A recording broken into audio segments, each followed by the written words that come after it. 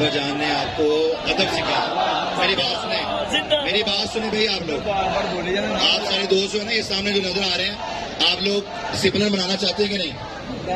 आप सारे लोग जो है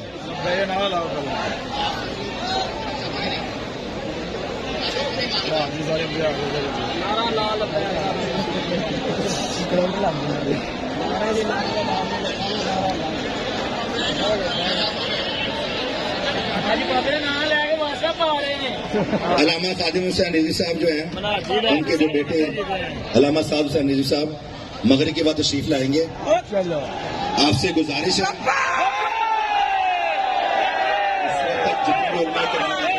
जितने भी नात हजरात आ रहे हैं उनको बड़े अदब एहतराम से सुने, इस मस्जिद के तकद्दुस को बरकरार रखें, और आप लोगों में से जो लोग इस मस्जिद के तकद्दुस को पामाल कर रहे हैं उनके खिलाफ जो भी कानूनी कार्रवाई करेंगे, फिर आप लोगों को नाराजगी नहीं होनी चाहिए।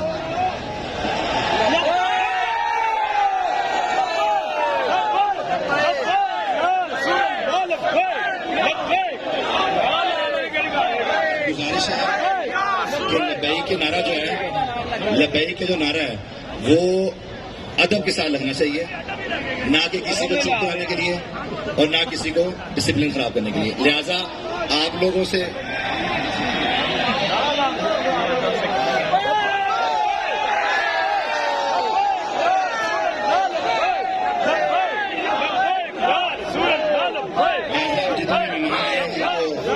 खैर मोहतरम करें, मेहरबानी।